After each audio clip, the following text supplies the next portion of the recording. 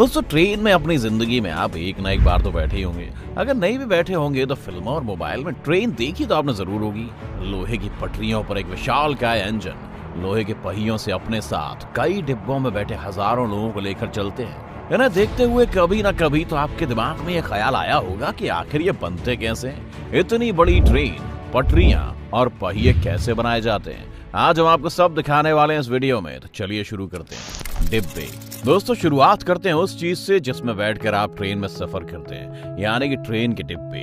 Train के डिब्बे steel की शीट से बनाए जाते हैं। फैक्ट्री में स्टील की बड़ी बड़ी शीट्स होती हैं जिन्हें कटर से काटा जाता है और वेल्डिंग करके कमरे तैयार किए जाते हैं। बता दें कि कोच की हर साइड को अलग अलग तैयार किया जाता है और जब सब साइड तैयार हो जाती हैं तो क्रेन की मदद से सारी साइड को उठाकर वेल्डिंग और स्क्रूज से जोड़ दिया जाता है। इंजीनियर सभी साइड्स को बहुत ही सावधानी से जोड़ते हैं ताकि हादसे होने की संभावना को कम किया जा सके।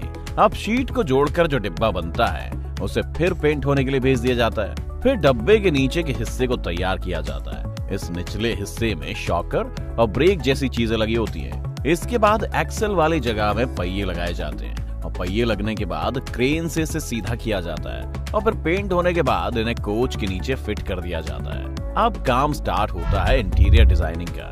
इंटीरियर डिजाइनिंग में कोच के अंदर सीट से लेकर टॉयलेट तक का सारा काम आता है, जैसे फ्लोरिंग, पैनलिंग, पानी और बिजली की सुविधा, होल्डिंग बार वगैरह वगैरह। कुल मिलाकर वो सब कुछ जो आप ट्रेन के डिब्बे के अंदर देखते हैं। फिर इंटीरियर का काम कंप्लीट होने के बाद उन्हें टेस्टिंग के लिए वेयरहाउस ले जाया जाता है और फिर टेस्टिंग के पास होने वाले डब्बे को फाइनल टच दिया जाता है। इस तरह से बनकर तैयार होता है हमारी ट्रेन का डिब्बा, पटरियां। अब डिब्बे तो बन गए, अब इन डिब्बों को चलाने के लिए चाहिए पटरियां। बता दें कि भारत में कई कंपनियां हैं जो रेल की पटरियां बनाती हैं, जैसे Hindustan engineering and industries, Jindal SAW, Bharat wagon and engineering. जानकारी के लिए बता दें कि शुरुआती दौर में ट्रेन की पटरियां लोहे से बनाई जाती थी, लेकिन उनमें दो बड़ी प्रॉब्लम्स थी। सबसे पहली तो ये कि बदलते मौसम और बरसात की वजह से इनमें जंग लग जाती थी और वो टूट जाती थी, और दूसरी दिक्कत ये थी कि बार बार ट्रेन के गुजरने से वो खिस जाती थी और साइज में ऊपर नीचे हो जाती थी,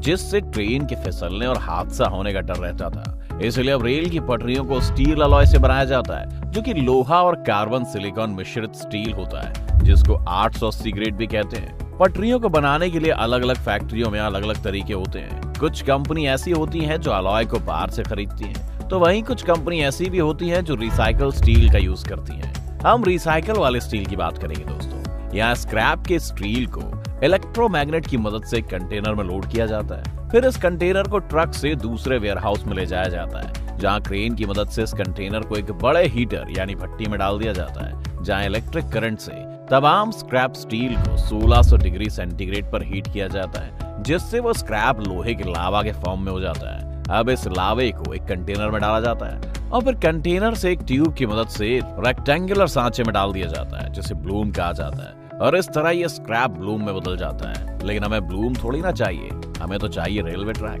तो अब यहाँ एक कटर की मदद से इन ब्लूम्स को 3.5 मीटर की एक लेंथ में काट दिया जाता है और फिर एक क्रेन इन्हें उठाकर वापस भट्टी यानी ओवन में डाल देती है, जहाँ इन्हें 1200 डिग्री पर 5 घंटे तक गर्म किया जाता है। 5 घंटे तक पकी स्टील को अब कन्वेयर की मदद से रोलर वाली मशीन में डाल दिया जाता है। इस रोलर के अंदर से इसे 4 से 5 बार निकाला जाता है। इससे इसकी लंबाई 4 गुना हो जाती है और फिर ब्लेड की मदद से इसे वापस 4 हिस्सों में काट देते हैं, यानी 3.5 मीटर के एक ब्लूम से अब 3.5 मीटर के 4 ब्लॉक्स बना दिए जाते हैं। अब इन ब्लॉक्स को वापस भट्टी में डाल दिया जाता है और फिर गर्म होने के बाद एक मशीन के अंदर से निकाला जाता है, जो उसे ट्रेन की पटरी का शेप दे देती है। अब इनके एंड्स को काट कर इन्हें ठंडा होने के लिए रख दिया जाता है और ठंडा होने के बाद इन्हें ट्रेन के पहियों के नीचे से गुजारा जाता है, जिससे ये सीधे भी हो जाते हैं और इनकी टेस्टिंग भी हो जाती है। फिर ऑर्डर के मुताबिक इन्हें साइज में काट दिया जाता है और इस तरह से पटरी बनकर लगने के लिए साइड पर आ जाती है। पहिए, ये तो थी पटरी की बात। अब बात करते हैं इन पर चलने वाले पहियों की और देखते हैं कि वो कैसे बनते हैं। तो दोस्तों आपको शायद ये बात हैरान कर सकती है, पर पहिए बनते हैं स्टील की रॉड से। सबसे पहले रॉड को ब्लेड की मदद से काट कर उससे रोल बनाए जाते हैं और फिर इन रोल्स को मशीन से उठाकर शक्तिशाली इंडक्शन में रखा जाता है। इंडक्शन में 20 मिनट रखने के बाद रोल्स को कन्वेयर की मदद से दूसरी जगह ले जाया जाता है, जहां एक मशीन रोल को उठाकर इंडक्शन में रखती है और फिर शेप देने के लिए रोल को और ज्यादा गर्म किया जाता है। फिर इस गर्म रोल को प्रेसिंग मशीन पर रखा जाता है, जहां मशीन के 2 आर्म पहले तो रोल को सही जगह पर सेट करते हैं, फिर प्रेसिंग मशीन उसे प्रेस करती है। इस मशीन का खांचा रेल के पहियों की तरह होता है और 2 बार प्रेसिंग से ये रोल रेल के पहिए का आकार ले लेते हैं। फिर क्लो मशीन से इसे रोलर मशीन में डाल दिया जाता है, जो इसे शेप देती है और डिजाइन को कंप्लीट करती है। इसे शेप इस तरह से दी जाती है कि ये पटरी पर फंस कर चले। शेप आने के बाद इस पहिए को दूसरी प्रेसिंग मशीन में डाल दिया जाता है, जो इसमें एक्सेल के लिए छेद करती है। छेद होने के बाद भाप वाली मशीन इस पर भाप मारती है और फिर एक सेंसर इसका साइज नापता है। फिर इसे पानी में ठंडा होने के लिए डाल दिया जाता है। ठंडा होने के बाद इसे फाइलिंग मशीन पर रखा जाता है, जो इसके एज को क्लीन करती है और इसे चमका देती है। अब इन्हें एक्सेल पर फिट किया जाता है, फिर टेस्ट किया जाता है। टेस्टिंग में पास होने के बाद उसको कलर किया जाता है और आगे भेज दिया जाता है। इंजन। अब बात करते हैं उस चीज की जो आपको सबसे पहले ट्रेन में दिखता है, यानी इंजन।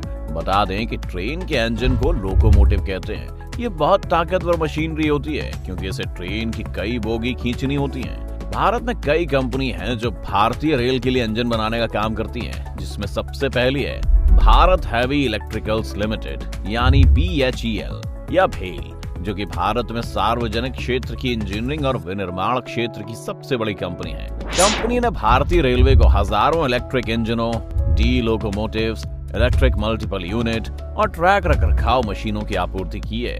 BHEL यानी भेल ने ही WAG-7 विद्युत लोको का निर्माण भी किया है। चलिए अब आपको दिखाते हैं कि ट्रेन के एक इंजन में कितनी ताकत होती है।